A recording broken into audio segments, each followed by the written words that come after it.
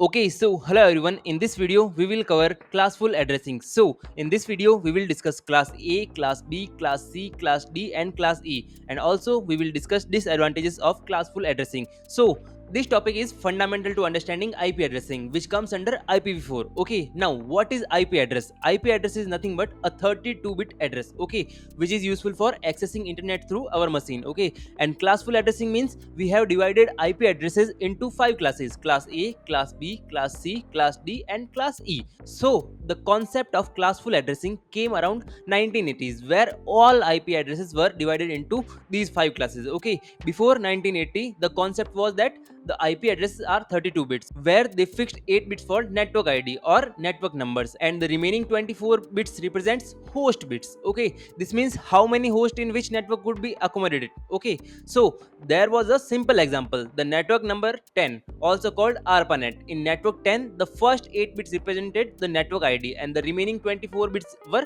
host bits. Okay, in one network, 2 raised to power 24 hosts were possible. Okay, so at that time, internet was not popular, so this concept was acceptable. But in the 1980s, demand of IP addresses started increasing due to scalability requirements. With 8 bits of network, approximately 2 raised to power 8, which is 256 network. This is a very small number, and for host in one network, 2 raised to power 24 hosts were possible, which is in crores. Okay, so many hosts were possible in one network, but companies was not so big, so they don't need so many hosts or many users. So okay, so in today's age there are many companies which need many hosts. Okay, and many companies need limited number of hosts. So in the 1980s they used the concept of classful addressing. Before starting this topic, first of all, let me explain how to convert binary to decimal. Okay, this is a simple concept.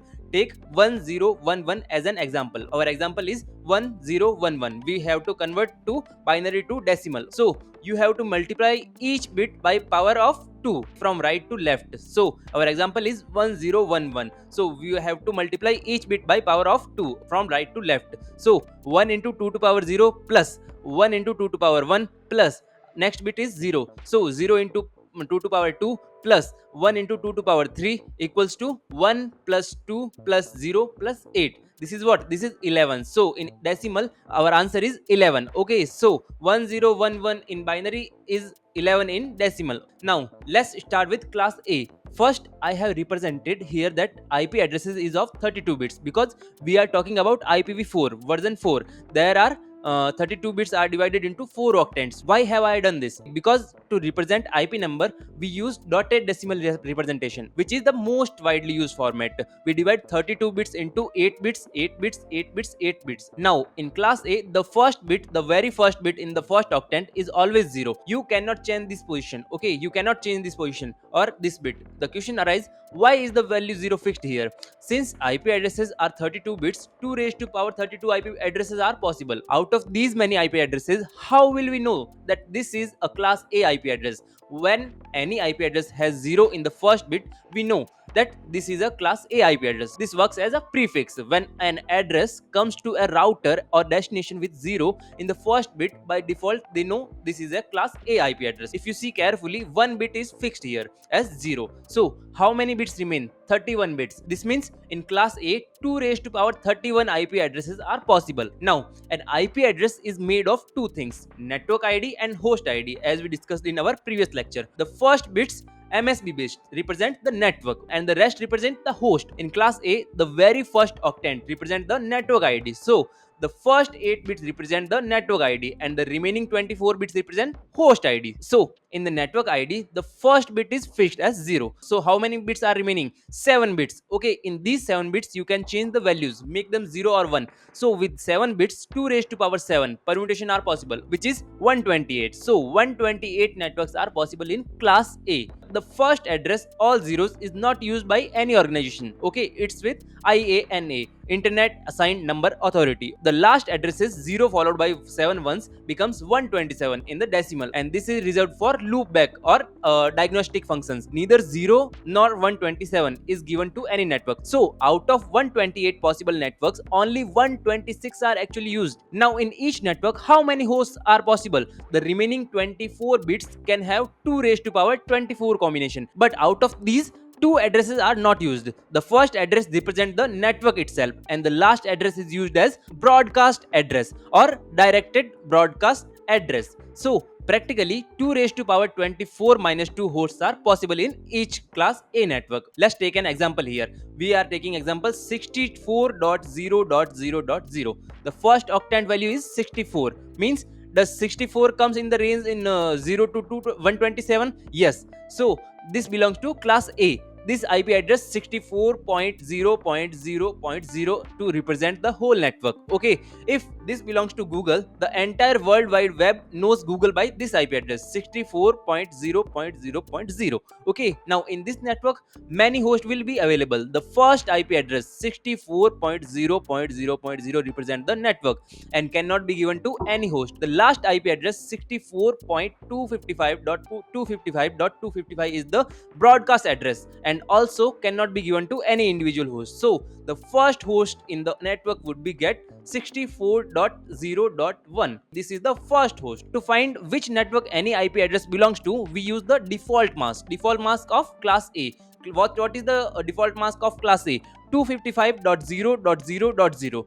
You perform an AND operation between the IP address and the default mask to find the network ID. So a simple trick is here. If we are trying to find any network with this default mask, like let's say 64.0.0.1, so any number you are performing an AND operation with 255, this will be the same number. Okay, let's say 64 and 255, what it will be? 64. And what is the AND of 1 and 0? It will become 0. So how will we find 64.0.0.1's network? We will end it with 255.0.0.0. Okay, so 64 and 255 is 64, and 0.0 and 0 and 0 is also 0, 0 and 0 is also 0, and 1 and 0 is also 0. So the network is 64.0.0.0 as we discussed it before also. Okay, the range of class A is to 0 to 127 with 126 usable networks, and each network can have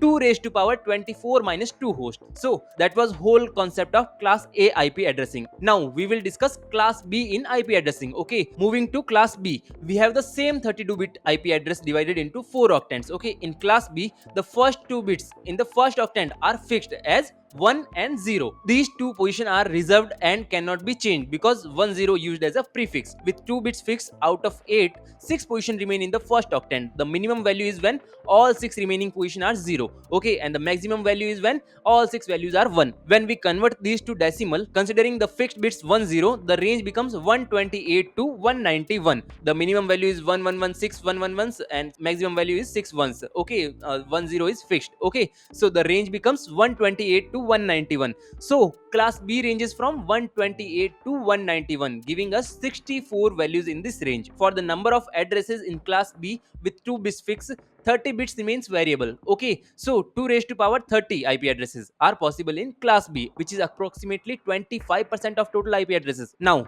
in class B, the first 2 octants represent the network and the last 2 octants represent the host. So in class A, there was 1 octant. The first 1 octant represents the network and last 3 octants represented the hosts. But in class B, the first 2 octants represent the network and the last 2 octants represented host. For networks, we have 6 bits from the first octant plus 8 bits from the second octant, totaling 14 bits. So 2 raised to power 14 networks are possible, which is 16,384. For host with 16 bits, 2 octants. Okay, 2 raised to power 16 hosts are possible, which is 65,536. But practically we subtract 2 from the network addresses and broadcast addresses. Okay, giving us 65,534 usable hosts per network. Why we are removing 2? The first address is network address and the last address is broadcast address. So we are subtracting 2 raised to power 16 minus 2. Okay, which is 65,534. Let's take an example here. We are taking 130.2.3.4. Okay, the first octant is 130, which fall in the range of 128 to 191, which is class B. So this is class B address. Okay, to find the network, we perform AND with default mask. What is the default mask of class B address?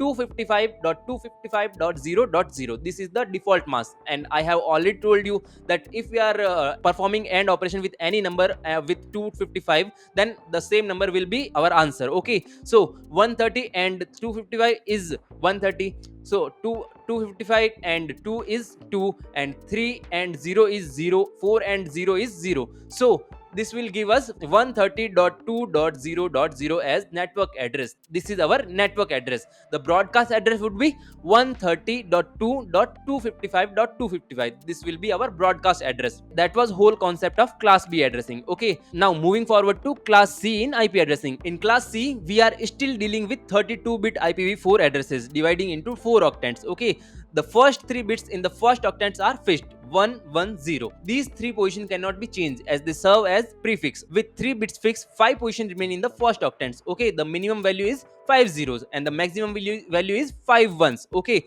converting to decimal with fixed prefix 110 and all 5 values is 0, and 110 and all 5 values is 1. So the range becomes 192 to 223. That is our range in class C. For the number of addresses in class C with 3 bits fixed, 29 remains variable. Okay, so 2 raised to power 29 IP addresses are possible, which is approximately 12.5% of total IP addresses. In class C, the first 3 octants represent the network and the last octant represent host. For networks, we have 5 bits from the first octant and plus 16 bits from the second and third octant. Okay, totaling 21 bits. So 2 raised to power 21 networks are possible, which is approximately 2 million. Now, for host with 8 bits 1 octants, 256 hosts are possible. Okay, but practically subtracting 2 for network and broadcast address, we get 254 usable hosts per network.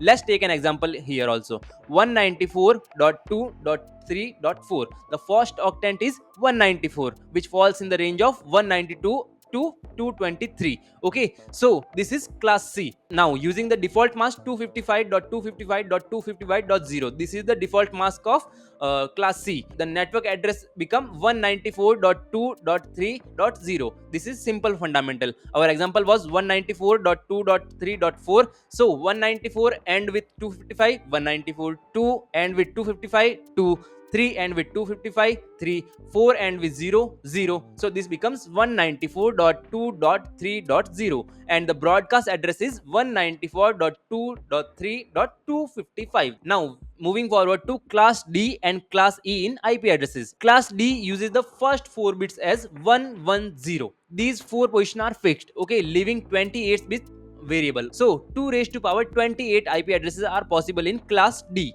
Class D uses the first 4 bits as 1110. So these 4 bits are fixed, leaving 28 bits are variable. So 2 raised to power 28 IP addresses are possible, which is approximately 6.25% of total IP addresses. Okay, around 250 million. The range for class D is 224 to 239. However, there is no concept of network or host in class D because all these IP addresses are reserved for multicasting, group broadcast, or group emailing. Okay, class E uses the first 4 bits as 1111. Class D was using 1110 and class E is using 1111, similar to class D. Okay, this also has 2 raised to power 28 bit IP addresses, another 6.25% of total addresses. The range for class E is 240 to 255. All these IP addresses are reserved for military purposes and future use. Okay, both class D and class E contribute to the wastage of IP address. Okay, as nearly 500 million addresses are reserved but rarely used. Now that was the whole concept of classful addressing. We have discussed class A, class B, class C, class D and class E. Now what are the problems with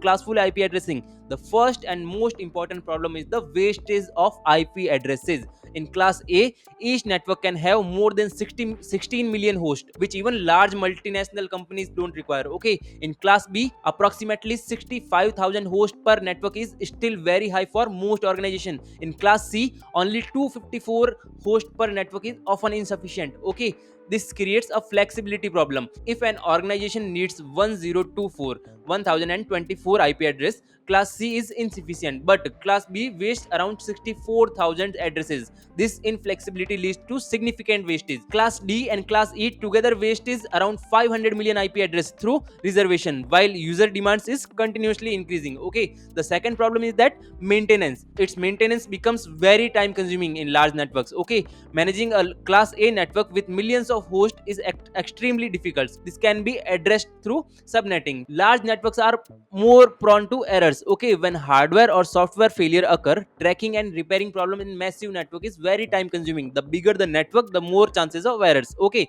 security is another concern. Large network have more vulnerable and loopholes. Okay, making unauthorized access easier. Okay, authorization and authentication becomes more challenging in bigger networks. These problems led to development of classless addressing after 1993, which provides more flexibility by allocating exactly the number of IP addresses required by user, reducing wastage and improving efficiency. So that's it for this video. We will meet in next video. Until then, bye bye.